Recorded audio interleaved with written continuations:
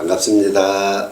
오늘은 이제 계시록 1장 9절에서 20절까지 한번 보도록 하겠습니다. 한번 읽어주실래요? 나 요한은 너희 형제요 예수의 환난과 나라와 참음에 동참하는 자라. 하나님의 말씀과 예수를 증언하였으므로 말미암아 반모라 하는 섬에 있었더니 주의 날에 내가 성령에 감동되어 내 뒤에서 나는 나팔 소리 같은 큰 음성을 들으니 이르되 내가 보는 것을 두루마리에 써서 에베소, 서머나, 버가모, 두아디라, 사데, 빌라델비아, 라오디게아 등 일곱 교회에 보내라 하시기로 몸을 돌이켜 나에게 말한 음성을 알아보려고 돌이킬 때에 일곱 금촛대를 보았는데 촛대 사이에 인자 같은 이가 발에 끌리는 옷을 입고 가슴에 큰 띠를 띠고 그의 머리와 털의 희기가 흰 양털 같고 눈과 같으며 그의 눈은 불꽃 같고 15절입니다. 그의 발은 불에 단련한 빛난 주석 같고 그의 음성은 많은 물소리와 같으며 그의 오른손에 일곱 별이 있고 그의 입에서 좌우에 날성검이 나오고 그의 얼굴은 해가 힘있게 비치는 것 같더라. 내가 볼 때에 그의 발 앞에 엎드려 죽은 자 같이 되매 그가 오른손을 내게 얹고 이르시되 두려워하지 말라. 나는 처음이요 마지막이니 곧 살아있는 자라. 내가 전에 죽었었노라. 볼지어다 이제 세세토록 살아있어 사망과 음부의 열쇠를 가졌노니 그러므로 내가 본 것과 지금 있는 일과 장차 될 일을 기록하라. 내가 본 것은 내 오른손에 일곱 별의 비밀과 또 일곱 금촛대라. 일곱 별은 일곱 교회의 사자요 일곱 촛대는 일곱 교회니라. 아멘. 예. 제가 이제 이단들의 것을 이렇게 이제 자료들을 대하고 또 상담도 하고 이렇게 하면서 이제 우리 교회에 대한 쪽으로 이제 돌아보게 되죠. 그들이 원래 속했던 곳이 요즘은 이제 뭐 이제 타종교인들 또 무신론자들도 신천지에 들어가지만 이제 대다수 처음에 이제 들어갔던 분들은 이제 교회에서 신앙생활 했던 분들이 신천지 성경부를 하고 이제 신천지 성경부가 성경적이어서 하고 이제 들어가는 거잖아요. 그래서 이제 신천지 성경 공부를 배우면서 아 이게 성경적으로 잘못 이런 부분이 잘못됐구나.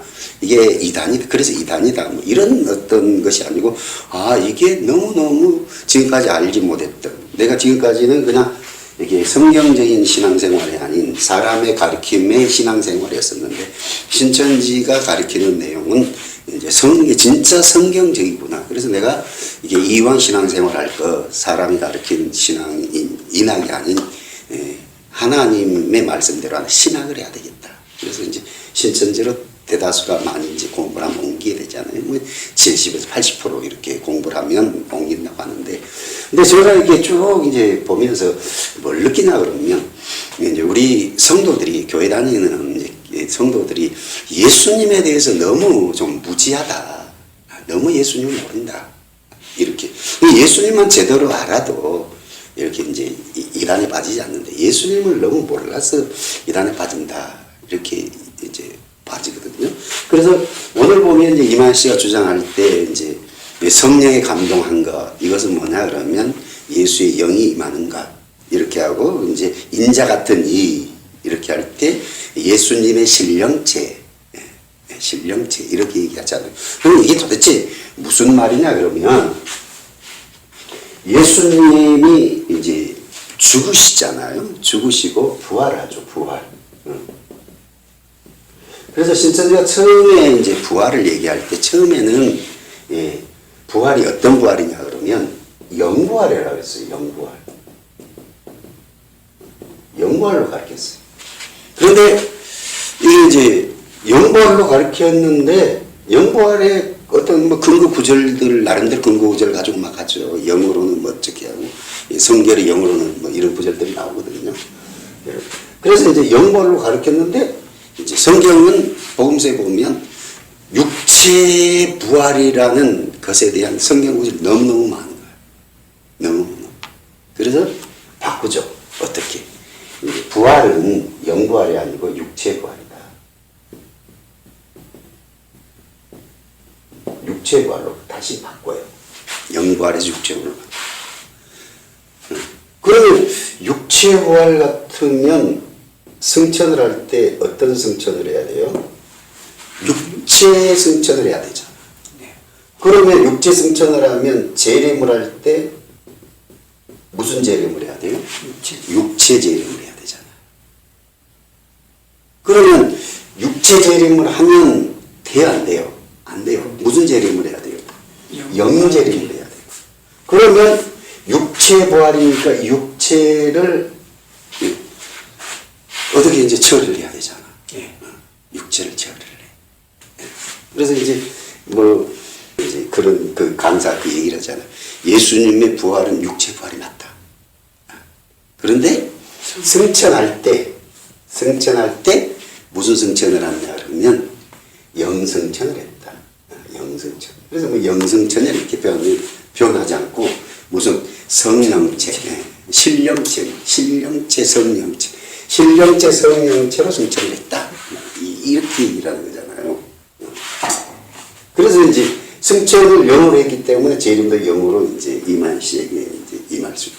이렇게 얘기를 하는 건데, 그러면 그 육체가 예수님의 육체가 부활 이후 승천 사이에 예수님이 분리가 되는 거잖아요. 뭘로 분리가 돼요? 영과 육체로 구성됐는데 육체가 없어지는 거죠. 육체로 분리되고 영으로만 이제 승천을 하게 되는 거죠. 그러면 영과 육이 분리되는 것을 뭐라고 얘기하죠? 영과 육이 분리되는 것을 사망, 죽음. 죽음이라고. 그러면 예수님이 육체로 부활해가지고 다시 뭐가 됐다고 되는 거죠? 다시 예수님이 죽었다 이렇게 되는 거잖아요.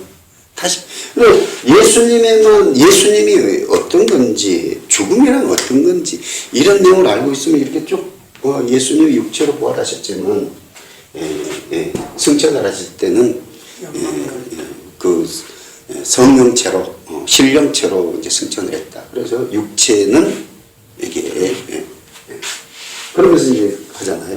그러면 예수님이 죽었다가 다시 살아나셨다가 또 죽었네.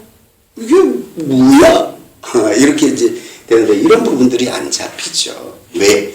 예수님에 대해서 자세히 이렇게 알지 못하니까 그렇게 되는 거죠.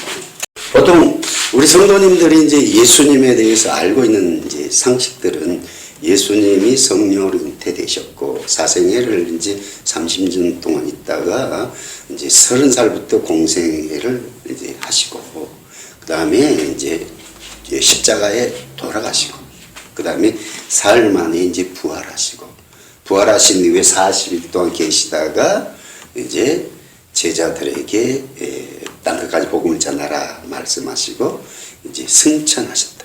승천하시고 하나님 보좌 우편에 앉아 계시다가 재림 때 이제 이 땅에 오신다. 이 정도가 우리 성도들께서 가지고 있는 예수님에 대한 어떤 그 이제 지식인가 싶어요. 지식. 그런데 성경이 말하는 예수님은 여기에 머무르지 않죠. 더 깊이가 있고 더 넓이가 있고. 그래서 에베소 보면은 이제 바울이 우리가 이제 호세아에 보면 여호와를 알자 깊이 여호와를 알자 이렇게 지식이 없어 망한다 하듯이 이제 신약에 나오면 누구를 알아 그러면 예수님을 알라고 이렇게 얘기하죠.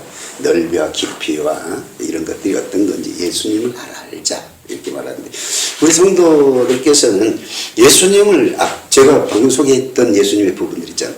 그 부분을 아는 것이 예수님을 다 안다 이렇게 생각을 하는 것 같아요. 그래서 더 이상 예수님을 알려고 하지 않아요. 그러다 보니까 이단들에게 이제 이렇게 영적 사기를 당하는 거죠. 모르니까 사기를 당하잖아요. 그래서 예수님에 대해서 여러분들이 조금 더 깊이 이제 생각들 해보시고 성경을 더 이렇게 풍성하게 찾아보시기 바랍니다. 그래서 제가 이제 예수님의 이런 부분을 이제 좀 소개를 해드릴게요. 예수님에 대해서 이제 창세전, 자, 예수님에 대해서 이제 알려면 창세전이 나오죠. 창세전. 성경은 이제 창세전에 예수님을 소개를 하죠. 이제 아버지 품속에 또 계셨다, 독생자로 계셨다, 뭐 이런 어떤 구절들이 나오잖아요. 창세전에 예수님이 소개되고요. 그 다음에 이제 창조 때 예수님이 소개됩니다. 창조 때.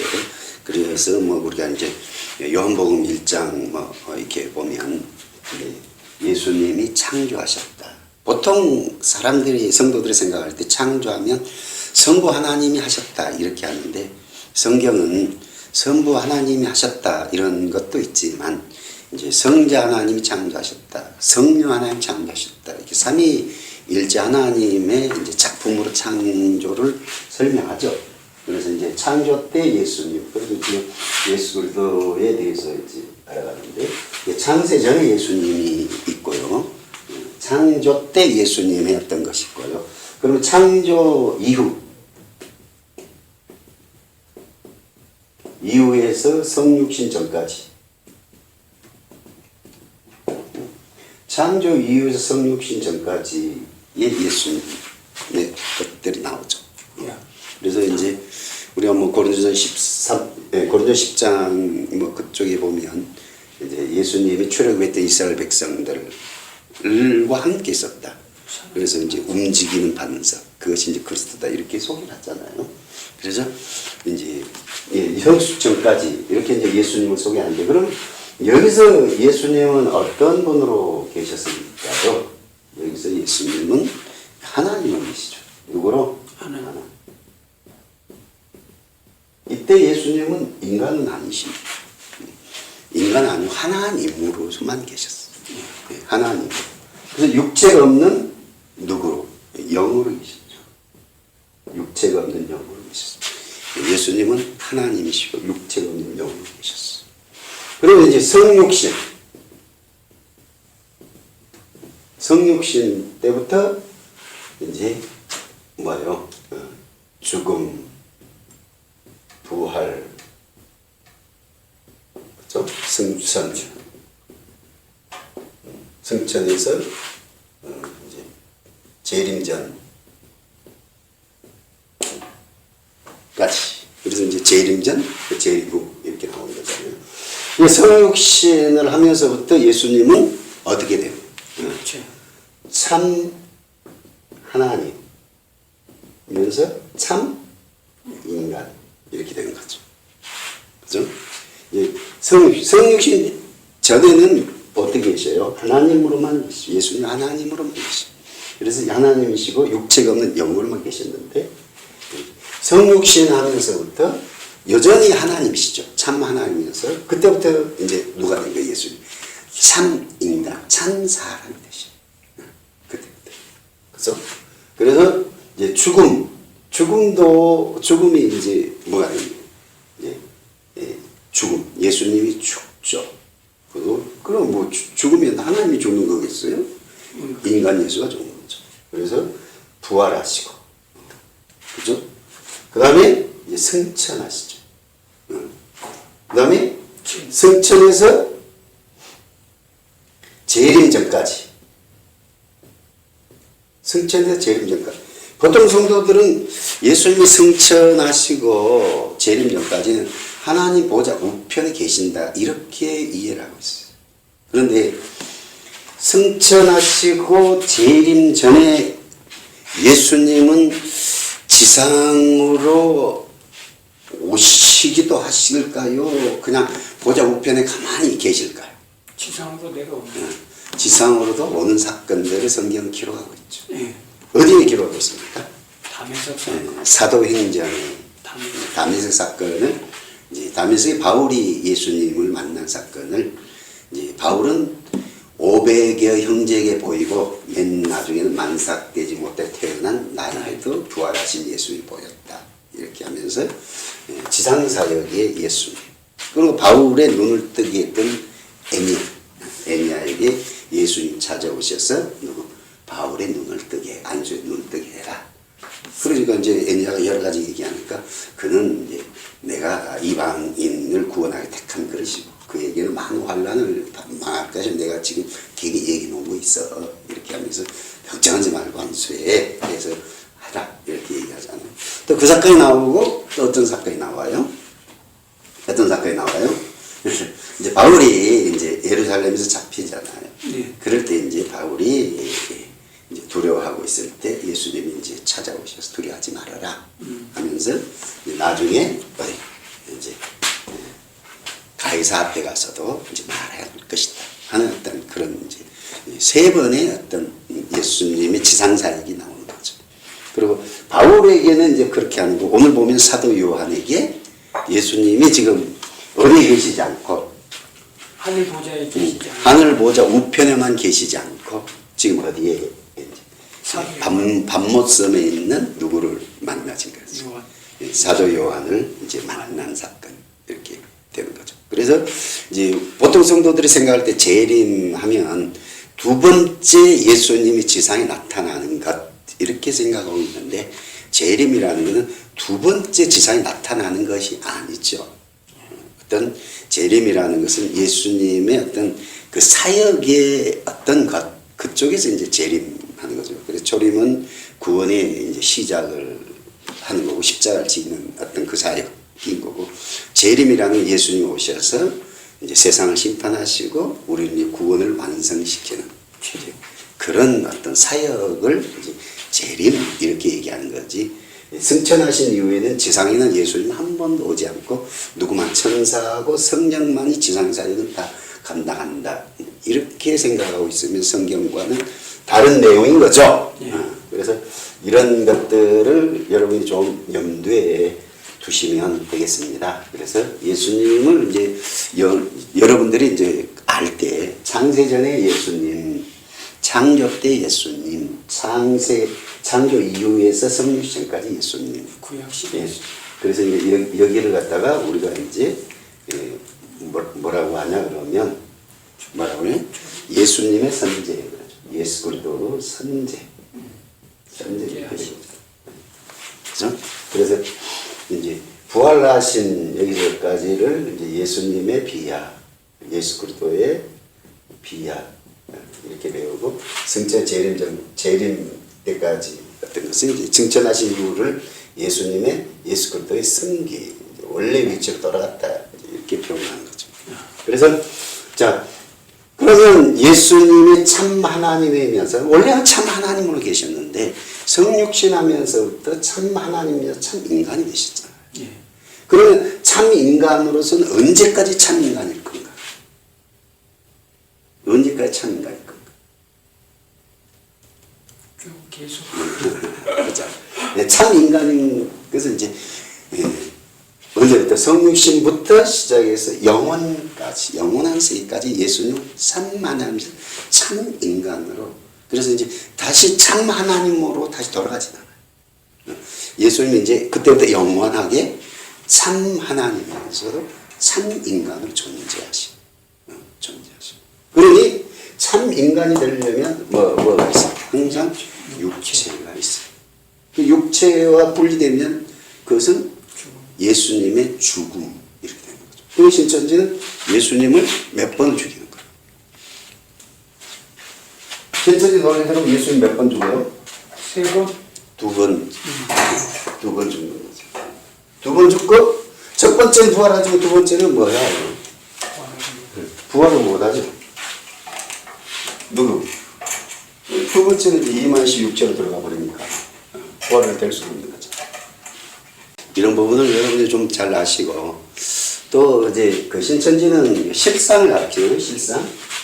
실상이라고 해서 가르치는데 실상 부분에 대해서는 이제 여러분들이 실상을 연구할 때 기준점을 잡아야 되는데 어디를 기준점을 잡냐 그러면 1981년 9월 20일 여기를 기준점으로 잡아가지고 실상을 분석을 하면 실상의 허구가 이렇게 낱낱이 이제 이렇게 풀어지는 거죠. 그죠? 실상효과. 그래서 1980년 9월 20일 날 어떤 일이 있는 거죠? 이게 유재열이 만들었던 장막성전이 정통교회로 돌아오고, 그래서 이제 처음에 어떤 일이 벌어집니다. 정통교회로 돌아오고 이제 일꾼을 세우는 그 사건이 있는 거죠. 일꾼을. 그래서 목사와 누구를 세워요? 장로를 세우죠. 그래서 목사, 신천지 목사들을 이제 땅의 짐승 이렇게 가지고, 그리고 우상이라고 이렇게 가르치는 거죠. 장로들을 뭘로 가르치냐? 열불로 가르쳐줘요. 열불로. 그래서 일곱 머리 열불 짐승.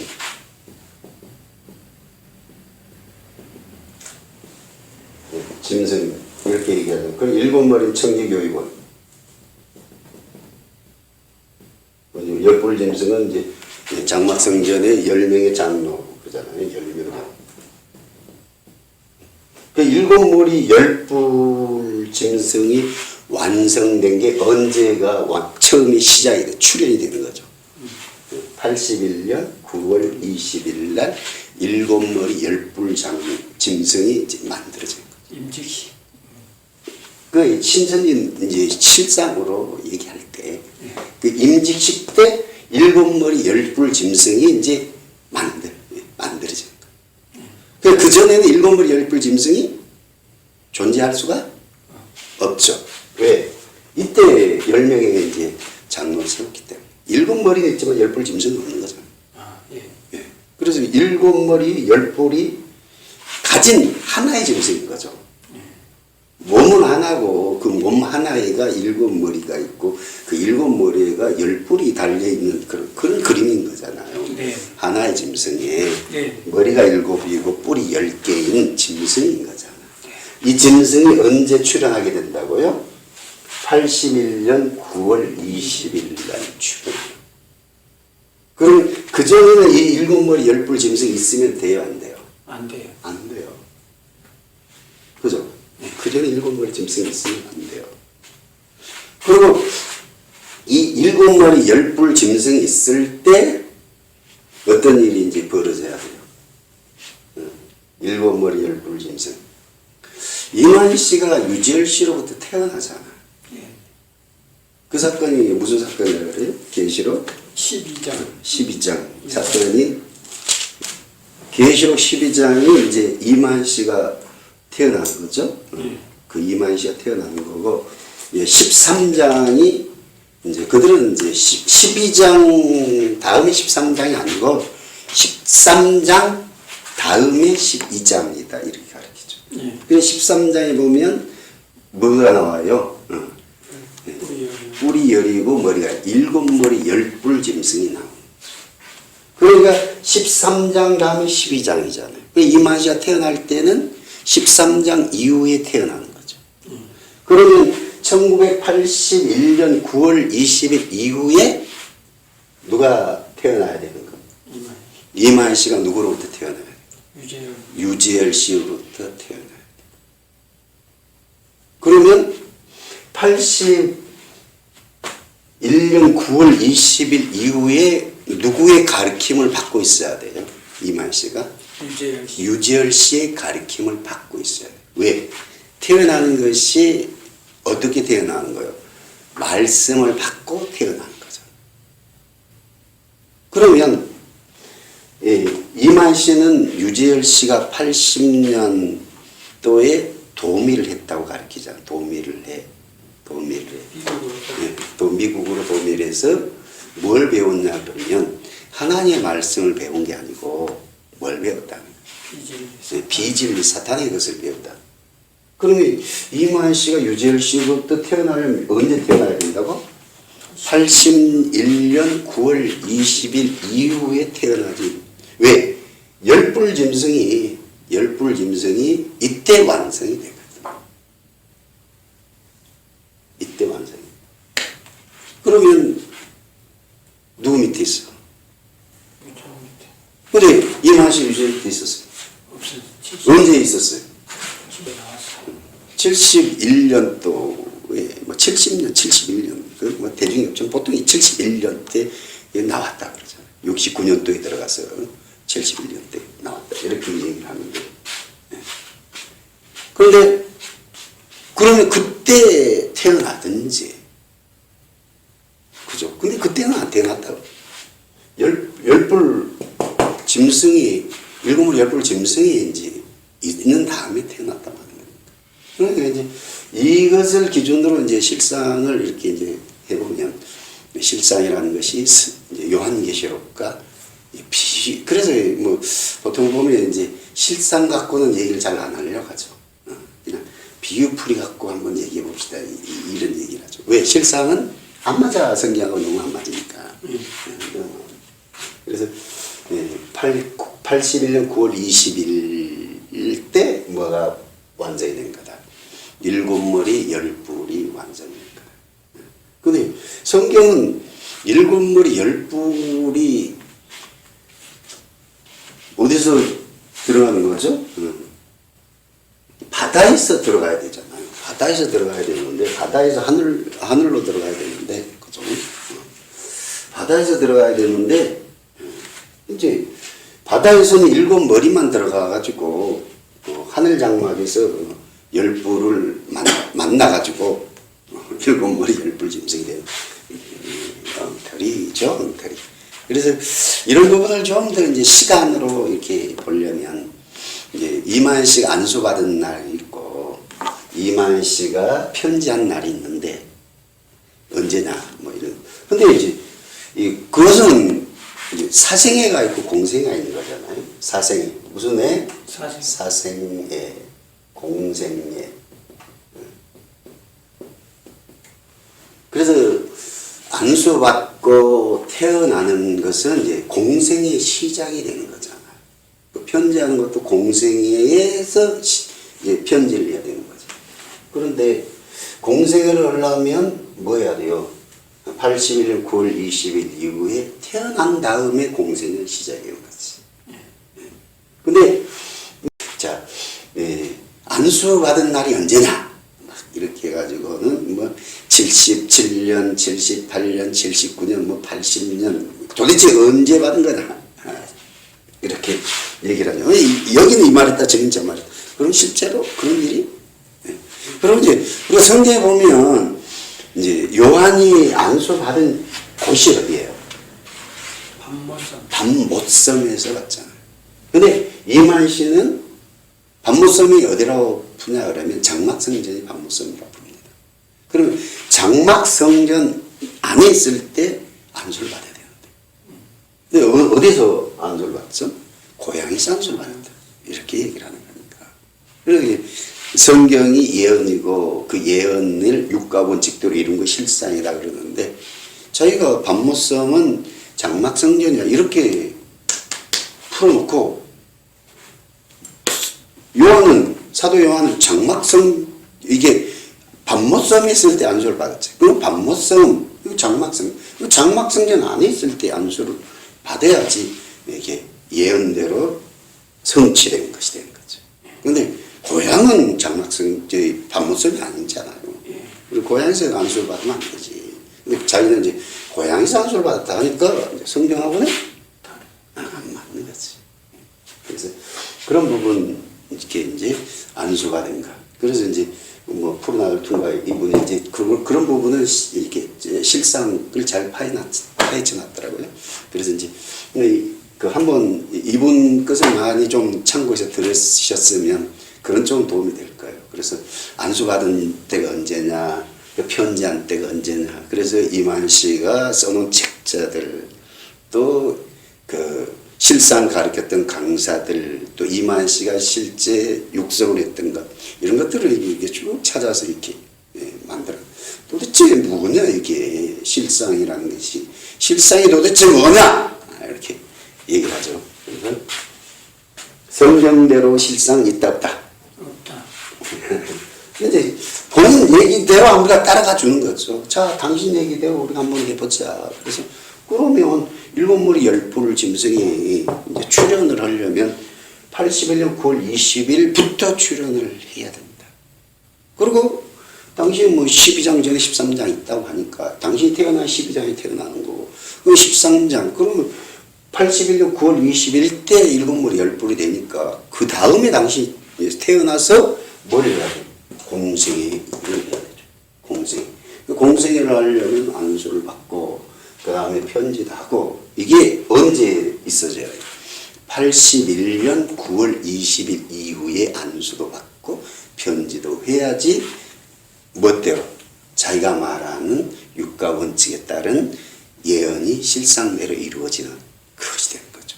그래서 구체적인 자료는 이제 81년 9월 20일 빼도 박도 못하는 거죠. 이것은 다른 부분은 이제 자기가 뭐 왔다 갔다 하지만 이 부분은 왔다 갔다 못하잖아요.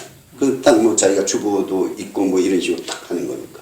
그리고 이때 이게 땅의 짐승 우상이 이제 된 거고 그때 이제 목사들은 땅의 짐승 우상인 거고 장로들은 열불인 거고 이렇게 얘기를 하잖아요. 그때 이제 일곱머리 열불이 완성되는 거니까 그 일곱머리 열불 다음에 자기가 태어나서 공생애를 해야지 이제 육가원칙대로 간다 이렇게 볼 수가 있는 거죠. 그런데 뭐 77년, 78년, 뭐 79년, 80년 때 뭐 하려고 안수를 받고 또 편지도 뭐 이렇게 79년, 뭐 80년 뭐 이게 그 대중이 없죠. 왔다 갔다 왔다 갔다. 봄에 했다, 뭐 가을에 했다, 뭐 79년도 했다, 뭐 80년도 했다, 뭐 그래서 가장 그래서 도대체 과거의 사건 무슨 사건?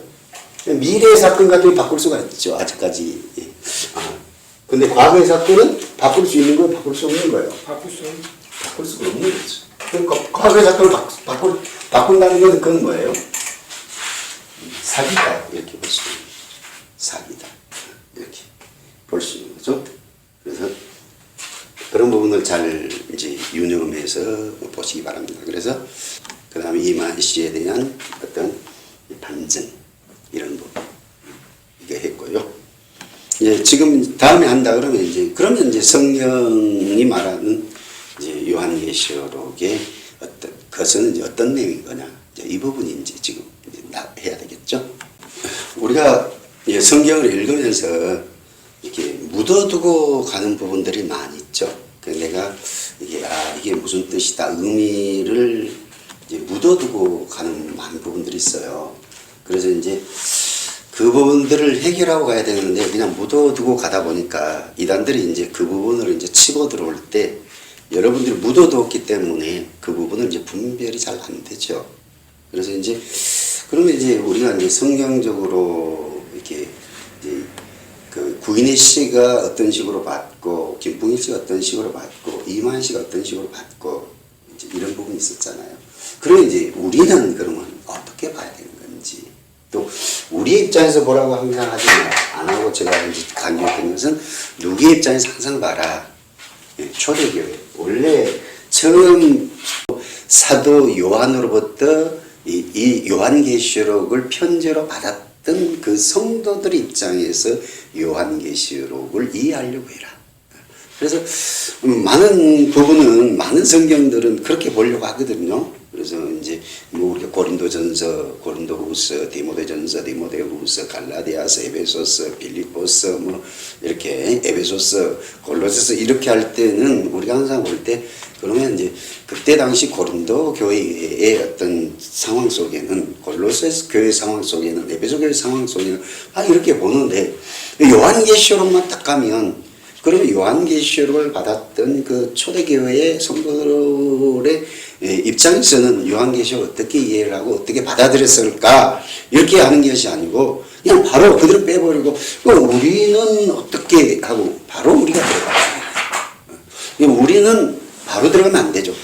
초대 그 1차 독자들의 입장에서 보고 그 다음에 우리는 어떻게 그것을 다시 이제 받을 건가 이렇게 고민하며 가야 되는데 꼭 다른 성경 그 제대로 보는데 요한계시록만 가면 그냥 초대교회 그 요한계시록 처음에 받았던 그 성도들 입장을 빼버리고 우리 입장에서 자꾸 이제 해석하려고 하다 보니까 우리는 어디에 맞추는 거죠? 그 환란이라는 게 어떤 건지 뭐 천년왕국이 어떤 건지 뭐 이렇게 가는 거잖아요. 그래서 이제 뭐 기본으로 돌아가자. 뭘로 돌아가자? 기본으로 돌아가자. 어떻게? 초대교회 입장에서. 초대교회 입장에서는 요한계시. 요한계시를 왜 쓰여졌는지. 초대교인들의 필요에 따라서 요한계시를 쓰여진 거죠. 초대교회 교인들의 입장이 어떤 입장이라고 했어요? 예수님은 뭐 하시고, 승천하시고. 그래서 사도들을 통해서 이제 복음이 전 세계로 확장을 되고 어떤 이제 예수님이 했던 그런 역사들이 이제 사도들을 통해서 막 일어나고 교회를 통해서 막 일어났잖아요.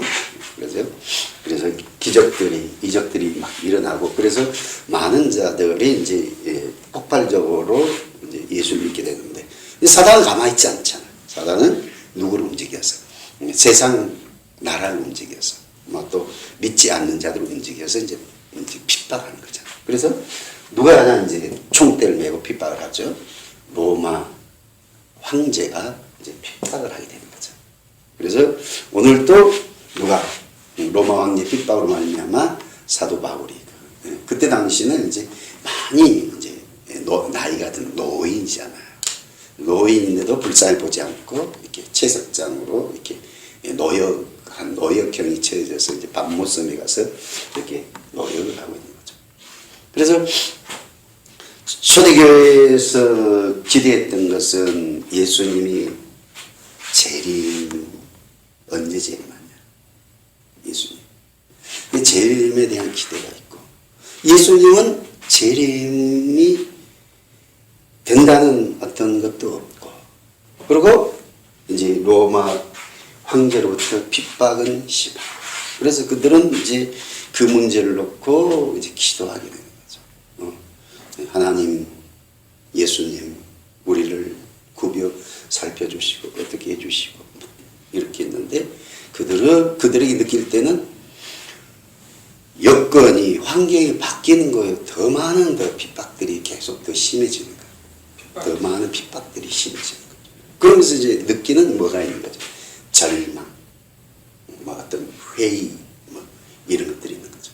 그래서 이제 어떤 의미는 이제 그 히브리서는 유대 기독교인들의 절망 회의 그 부분을 이제 옛 언약과 새 언약, 그래서 모세로 말미암아 주어진 것과 예수님으로 말미암아 주어진 것, 그래서 이제 새 언약의 효력이 옛 언약보다 얼마나 큰지를 이제 쭉 설명하는 거잖아요. 그래서 새 언약의 중심 인물인 예수님, 예수님이 천사보다 어쩌고 모세보다 어쩌고 율법에 나온 제사장보다 어쩌고 하면서 이제 쭉 예수님이 새 언약의 우월성, 새 언약, 옛 언약보다 새 언약의 우월성을 이렇게 쭉 설명하는 것이 이제 히브리서. 그래서 그것은 이제 유대 기독교인들. 그러면 이제 요한계시록 누구에 대한 거죠? 이제 유대 기독교인들이 아니라 모든 이제 기독교인들에 대한 핍박당하고 있는 기독교인들에 대한 하나님의 뭐예요? 응답의 편지인 거죠. 그들의 기도의 편지에 대한, 기도 편지에 대한 하나님의 응답의 편지. 응답의 편지. 무슨 편지? 응답의 편지. 이게 요한계시록이다. 이렇게 보시면 됩니다. 그래서 오늘 처음 시작할 때부터 뭘로 시작하냐 그러면 이제 하나님이 예수 그리스도 해주고 예수 그리스도가 천사가 누구에게 해주고 이제 사도가 그러면서 예수 그리스도에 계시라. 그래서 하나님은 예수님은 침묵하고 계신 분, 열어서 보여주신 분, 열어서 보여주신 분. 또 오늘 예수님은 인자 같은 이, 이게 이제 누구를 얘기하는 거죠? 이것은 예수님을 얘기하는 거죠. 예수님을 얘기하는데 인자 같은 이라고 처음에 이제 소개되는 것이 다니엘서 보면 이제 인자 같은 이 이렇게 이제 소개되는 거잖아요. 그래서 다니엘서를 이제 인용해서 그렇게 나오는 거죠. 그래서 인자 같은 이를 이제 예수님을 소개하는데 하나님 보좌 우편에 계신 예수님으로 소개해요. 7별을 손에 잡고 7 촛대 사이를 다니신 예수님을 소개해요. 초대산지를 다니시는. 그래서 지상에서 성도들과 함께 교회 목회자들과 함께 있는 예수님으로 소개하는 거죠. 그러니까 초대교회 교인들의 환난과 핍박을 외면하고 천상에서 가만히 보좌 우편에 계신 예수님이 아니라 그 보좌 우편에서 하신 사역도 있지만 또 지상에서 또 예수님을 이렇게 일하고 계신다. 이런 부분을 그들에게 뭘 해주는 거예요? 소개를 해주는 거죠. 그러므로 그들이 버림받은 자가 아니고 고와 같은 자가 아니고 누구와 예수님이 우리와 함께 있고 지금도 말씀하고 있고 우리를 보호하고 있고 하는데 그러면 그 예수가 어떤 분인지를 이제 자세히 소개하는 거죠. 그래서 초림의 예수님이 가졌던 어떤 것하고 승계하신 예수님, 승천하신 이후에 가졌던 예수님의 모습이 이제 다르게 소개가 되는 거죠. 그렇죠? 그래서 이제 초림의 예수님은 이제 어린아이로부터 이렇게 쭉 오는 거죠. 오늘 소개된 예수님은 어떤 모습이에요? 이제 다른 모습 이렇게 소개를 하고 있고요. 오늘 이제 계시록 1장 9절은 나 요한은 너희 형제요, 너희 형제요. 그 말은 뭐죠? 핍박받고 있는 초대 성도들의 형제다 이렇게 하고 예수의 환난과 이렇게 하죠. 예수의 환난. 예수님이 십자가를 지심으로 환난이 다 마쳤잖아요. 근데 왜 예수의 환난이라 할까요? 예수의 환난이 남았다는 거예요? 예수의 환난 끝났잖아요. 네. 십자가 지심으로. 근데 우리가 요한계시록을 읽으면 예수의 환난이 남은 것으로 소개가 되잖아요. 그러면 예수님의 환난 십자가로 끝났는데 왜 예수님의 환난이 남았다고 소개를 하느냐? 그러면 여기서 실제 예수님 개인에게 주어지는 환난을 예수의 환난이라냐? 아니면 어떤 것을 예수의 환난이라고 하냐? 이런 부분을 이제 성경을 통해서 이렇게 쭉 확인해 보는 것이 필요하겠죠? 네. 그죠? 자, 우리가 이제 사도행전 9장 4절에 보면 사울아 사울아 내가 어찌 나를 핍박하느냐 하거늘 하고 이렇게 예수님을 핍박한다 사울. 근데 사울이 예수님 핍박한 적이 있어요? 없어요? 담백도상에서 이제 사울에게 예수님 하신 말씀인데 근데 예수님이 누구와 자기를 동일시해요? 예수 믿는 성도들과 자기를 동일시한 거죠. 그러니까 예수의 환난이라는 것은 다른 말로 하면 교회의 환난을 예수의 환난 이렇게 말씀을 그죠? 뭐 그리고 골로새 1장 18절에 보면 예수는 몸인 교회의 머리라. 그는 몸인 교회의 머리라. 예수님은 교회와 뗄 수 없는 사람의 몸으로 그리는 거잖아요. 몸으로 그리는데 뗄 수 없는 예수님은 교회의 머리다. 그래서 교회와 예수님은 하나다. 이렇게. 그래서 이제 에베소 1장 20에 23절도 보면 그를 만물의 교회의 머리로 주셨으니 교회는 그의 몸이니 이렇게 표현한 거죠. 그래서 이제 좀 더 하면 고린도후서 1장 5절 그리스도의 고난이 우리에게 넘친 것 같이 그래서 고난. 또 로마서 8장 17절 이런 구절들 통해서 이제 교회와 예수님을 동일시. 예수님 개인적으로 보면 십자가 고난이 마치고 끝났죠. 근데 끝난 게 아니고 예수님 고난이 계속 되어진 거다. 뭐다? 교회의 고난이 곧 예수님의 고난이다. 교회와 예수님을 동일시. 성도와 예수님을 동일시. 나와 예수님을 동일시. 나와 예수님을 동일시. 이렇게 됩니다.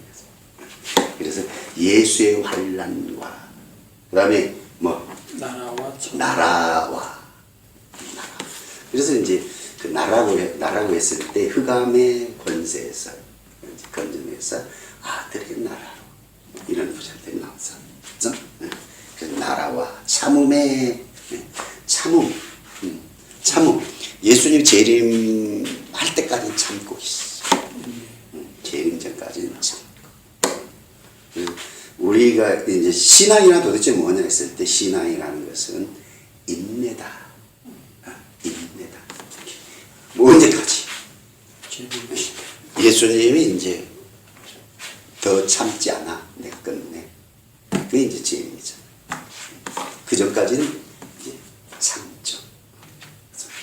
참음에 동참하는 자라 이렇게 말하잖아요. 하나님 말씀과 예수의 증언으로 말미암아 반모라는 섬에 있었더니 이렇게 예수의. 그래서 실전지는 반모라는 섬은 비유로 보는 건데 비유로 보고 예언으로 보는데 이 요한이 당했던 환난에 대한 것들은 이게 빼버립니다. 그러니까 이게 예언 같으면 이것도 예언으로 들어가야죠. 근데 예언에서 빼버려요. 예언에서 뭐만 넣냐 그러면 반모섬 갖다 넣습니다. 반모섬이 뭐다? 장마천전이냐? 이렇게 얘기를 하는 거죠.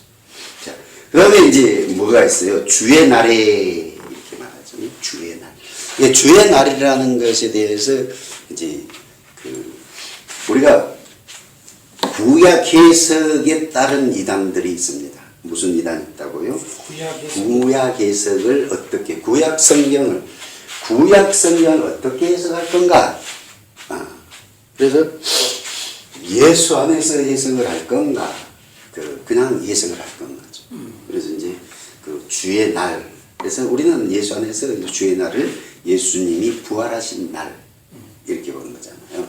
그런데 이제 뭐 다른 이제 미국에서 생긴 이단, 미국에 생긴 이단들은 이제 안식교,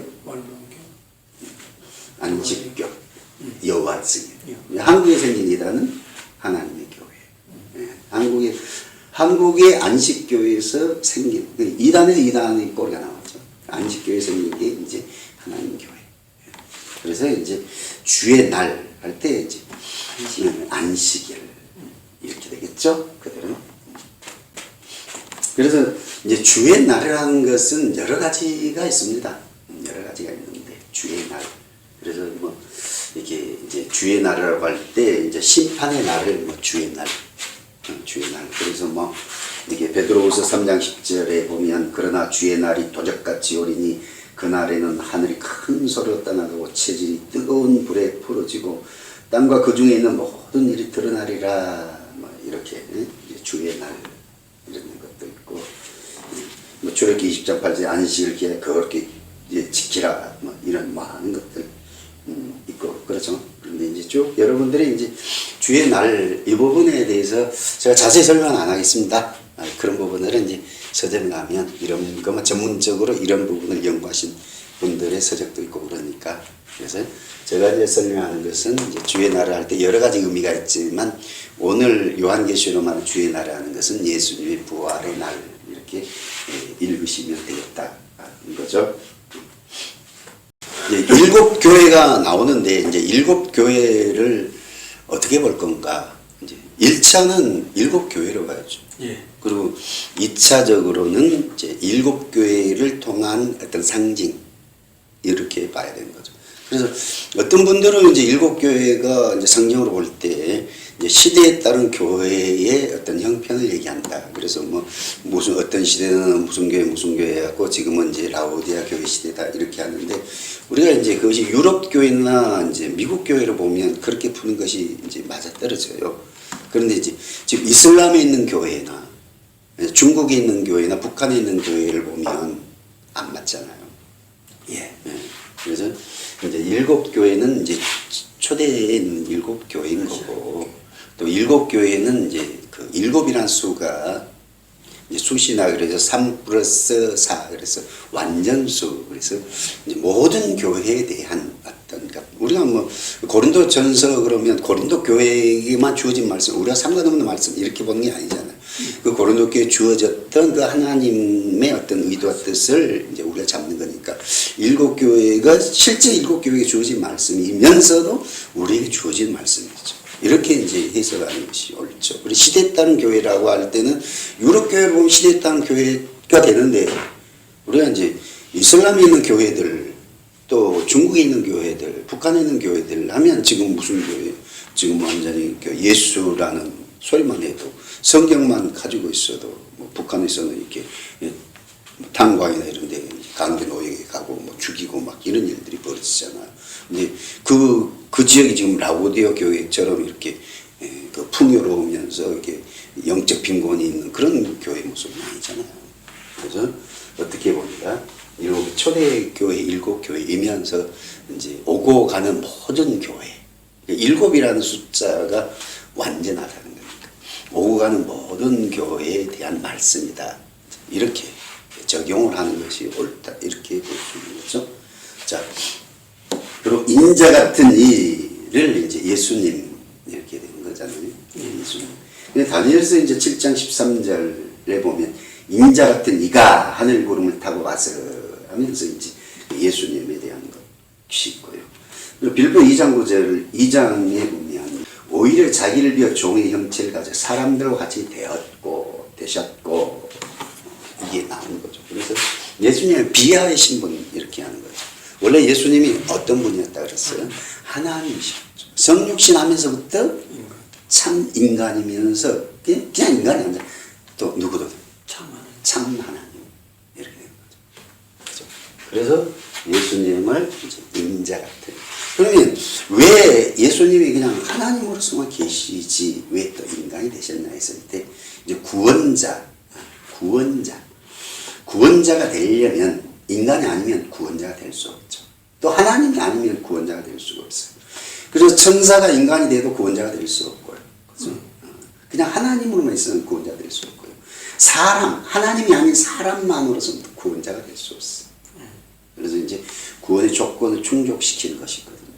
그래서 인간의 대표가 돼야 되고 또 그렇죠? 인간의 대표가 돼서 이제 예수님이 인간의 대표가 돼 두 가지를 하는 거죠. 율법을 완벽하게 하나의 뜻대로 완벽하게 순종하는 것.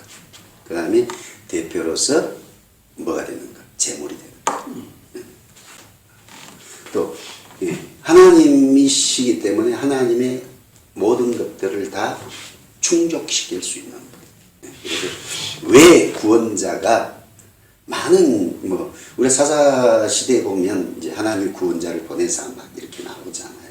그러면 이제 이렇게 많은 구원자가 성경에 있는 것 같은데 왜 구원자는 예수님밖에 천하 인간에게 구원받을 이름 주신 적이 없다고 실제로 줬잖아요. 사사들이 구원자잖아요. 그런데 왜 그들을 구원자라고 하고 또 사도행전 보면 4장 12절에 보면 그들은 구원자가 아니야 이렇게 얘기할 거예요. 그런 부분을 여러분들이 이제 좀 그래서 그들은 이제 예수님의 그림자 이렇게 이제 설명을 해가는 거잖아요. 그래서 온전히 구원자가 되면 참 하나님이면서 참 인간. 그래서 오늘날 자기가 재림시대 구원자라는 모든 것들은 엉터리인 거죠. 자기가 참 하나님이 아니죠. 예수님은 참 인간이면서 또 우리와 다른 것이다. 그분은 죄가 없는 자. 죄가 없는. 다 의로움이 하나도 없다.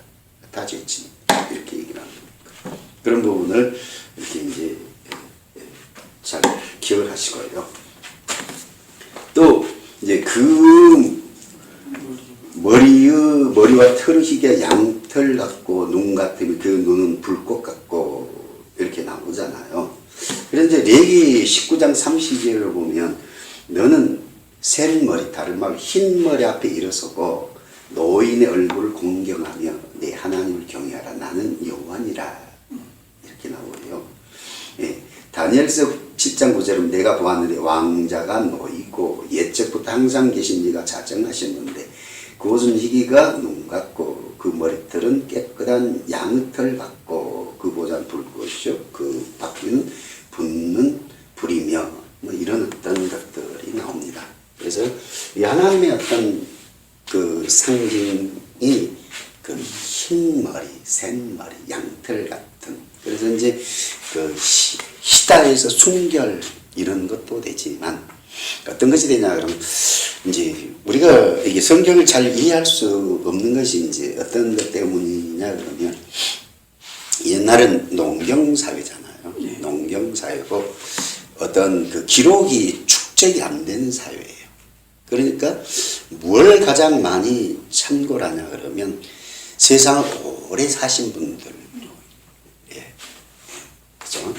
세상을 오래 사신 분들의 경험을 많이 의존을 하게 됩니다. 예. 그래서 일본에서 이제 그 쓰나미가 왔을 때 어떤 지역은 많은 피해를 당하고 어떤 지역은 하나도 피해를 안 당한 지역이 있다고 하잖아요. 그래서 이제 피해를 안 당한 지역은 뭐냐 그러면 옛날 노인들이 이제 쓰나미를 당하고 자기들이 이제 표시를 한 거죠. 여기 밑으로는 집을 짓지 마라. 그래서 그 노인들의 경험을 그대로 가지고 했던 지역들은 쓰나미가 왔는데 그 지역까지 못 미쳤기면 하나도 피해를 안 받는데 이제 다른 지역은 쓰나미 온다는 걸 알았죠. 그렇지만 이제 한 몇 미터, 7미터, 뭐 몇 미터 이렇게 옹벽 쌓으면 괜찮겠지 했는데 그것보다 더 큰 파도가 쓰나미 밀려왔기 때문에 그렇게 되는 거잖아요. 그래서 옛날에 농경 사회고 이럴 때는 이제 기록이 이제 축적이 안 되고 그랬을 때는 이제 세상을 오래 산 그래서 뭐 우리가 쉽게 말하면 이제 군대 가면 뭐가 대장이다 그래요.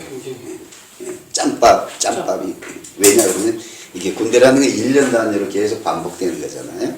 반복되죠. 그래서 이제 반복되면서 이제 계속 이렇게 반복되다 보니까 그것을 이제 접한 사람이 익숙해진 거죠.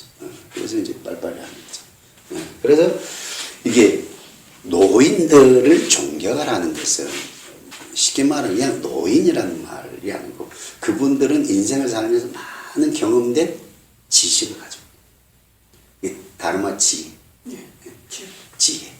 그래서 이제 그 예수님을 지금 우리가 의문이 되는 거죠. 예수님은 33살에 청년으로 살아주셨던 분인데 왜 머리가 희냐 누구처럼 구인대처럼 그러니 실제 예수님이 아니고 이게 천사가 이렇게 예수님 흉내내 범죄 천사의 모습이 있다 이렇게 얘기를 하는 거잖아요. 근데 우리가 예수님에 대한 그 부활 이후에 예수님에 대한 것들을 우리가 조금 참고할 만한 것은 변화산상.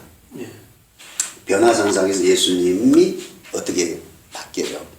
실제 부활 이전인데도 불구하고 예수님은 이제 이렇게 변화된 모습을 이렇게 제자들한테 보여주잖아요. 그래서 제자들에게 이제 이것은 말하지 마라. 그래서 언제까지 이렇게 이제 얘기를 하는 건데. 그래서 예수님의 이제 인자 같은 이의 모습을 쭉 하는 것은 실제 예수님의 모습이 이렇다는 거예요. 예수님을 이렇게 이런 모습을 가지고 설명을 해주는 거예요. 설명을 해주는 거예요. 예수님의 혀가 검은 아니잖아요. 그래서 이제 그런 것을 가지고 예수님을 설명을 해주는 거죠. 그래서 이 설명을 통해서 초대교회 성도들이 누구보다 더 로마 황제보다 지금 누가 누구를 비교하는 거죠? 로마 황제와 예수님 비교시켜주는 거죠. 그러므로 로마 황제는 아무것도 아니에요. 예수님이 천재 주제자죠. 그분 이렇게 집중하도록 만들어주는 거죠. 그죠? 그래서 그 머리털의 희귀가 양털 같고 이런 부분도 이제 그 계시록을 해석하는 분들이 이런 부분들 많이 설명을 해놨습니다. 그러니까 여러분들이 이제 이런 부분은 이제 이렇게 참고하시면 될 거예요. 그래서 그의 눈은 불꽃 같고 뭐 이런 것은 뭐 통찰과 전지하심과 격렬한 심판의 모습 뭐 이런 것들이 쭉 이제 설명이 되어 있어요. 예. 풀무에 달려 빛난 주석, 강력한 심판, 많은 물소리, 위엄과 영광 심판, 오른손, 정의와 권능의 안전, 죽은 자가 같이 되매 이제 이것도 많은 의문이 되죠. 예수님과 이렇게 친밀했던. 그래서 예수님의 머리를 항상 사도 요한에게 기대고 이렇게 친밀했는데 이제 왜 사도 요한이 예수님 앞에 이런 모습을 보였냐? 죽은 자처럼 엎드리게 됐냐 했을 때 지금 나타난 예수님은 어떤 예수님으로 나타난 거죠? 만왕의 왕이고 심판자이신 그 예수님으로 나타나는 것이기 때문에 성육신했던 예수님, 비하의 신분의 예수님은 다른 모습인 거죠. 그래서 이제 그 권위 앞에 요한은 이렇게 이제 엎드리게 되는 어떤 그런 거죠.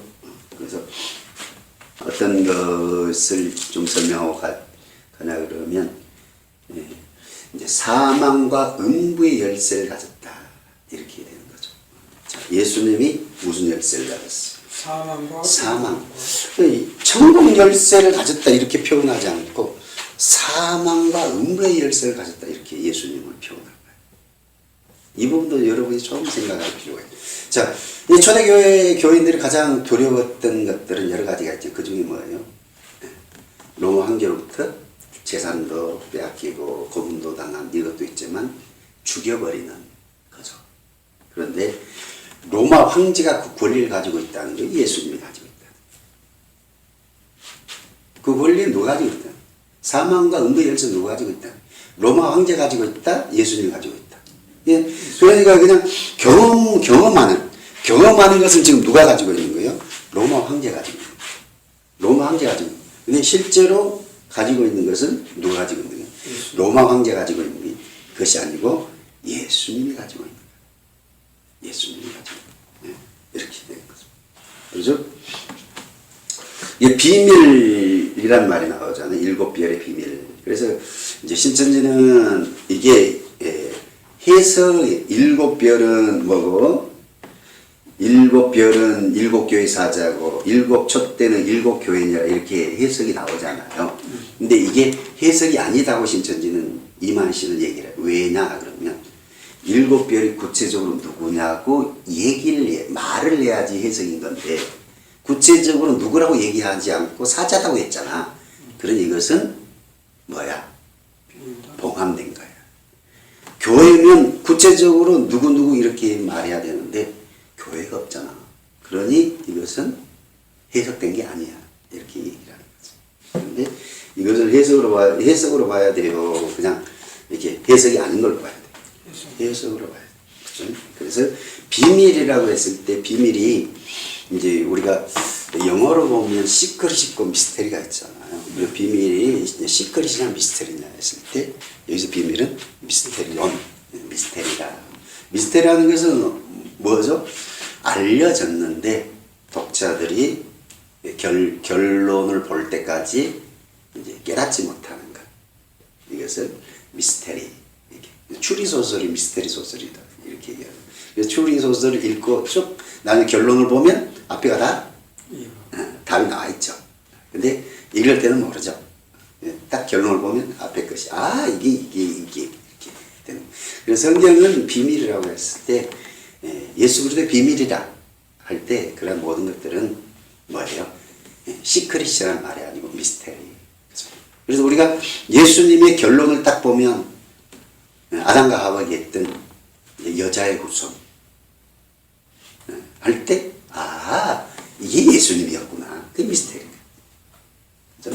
그래서 또 무화과 나무 잎으로 옷을 입고 있는데 벗기고 짐승을 잡아서 가죽옷을 입혔다. 그들의 수치를 가려주는 것이 누구구나. 어떤 짐승이 죽었는데 그 짐승이 누구구나. 예수님이구나. 그 비밀이라는 것이 시크릿 말 미스테리. 예수님이 오심으로 말미암아 앞에 미스테리가 이거야 딱 그렇죠? 무슨 비밀이 뭐다 미스테리다 이런 부분 이렇게 기억하면서 그래서 요한계시록을 때 어떻게 읽어라? 요한계시록 편지다. 편지는 어떤 거다? 당사자가 아는 부분은 설명을 한다. 생략을 하고 간다. 생략을 하고 간다. 그래서 제가 여러분에게 생략된 부분이 어떤 부분에 있을 때 지금 뭘 항상 염두에 두면서 봐야 된다고 얘기를 하는 거예요. 로마 황제, 로마 황궁에서 이루어지는 어떤 것과 상대적으로 천상, 또 천사들의 어떤 것, 이것을 상대로 이렇게 보면서 볼 때, 아하, 이게 이제 요한계시록이 이런 내용이었구나. 이렇게 이제 명확하게 잡히는 것인 거죠. 그래서 오늘 인자 같은 이는 예수님의 지상사역을 하신 분인데, 그 실제의 예수님의 어떤 청년의 모습이 아닌 노인의 모습, 또 뭐 이렇게 제사장의 모습, 그래서 또 이제 교회사를 다니고 이게 교회의 어떤 또 지도자들을 잡고 있는 어떤 것. 그러니 로마 황제가 교회를 지금 다 회파시키고 뭐 하는데 황제의 의도가 뜻대로 된다는 게 안 된다는 게 안 되는. 누가 지금 하고 있습니까? 로마 황제보다 더 우월한 주의를 가지고 계신 예수님이 교회를 뭐 하고 있습니까? 뭐 주의 종들을 뭐 하고 있습니까? 보호하고 지키고 있으니까 망한다, 망하지 않는다. 망하지 않는다. 그러니 뭐 해라. 내가 너희들과 함께 있고 이렇게 하니까 뭐 해라. 안심해라. 그러면서 뭐 해라. 그런 모든 것은 나에게 맡기고 너가 해야 될 건 해라. 뭐 할 것 해라. 너가 해야 될 것 해라. 누구 할 것?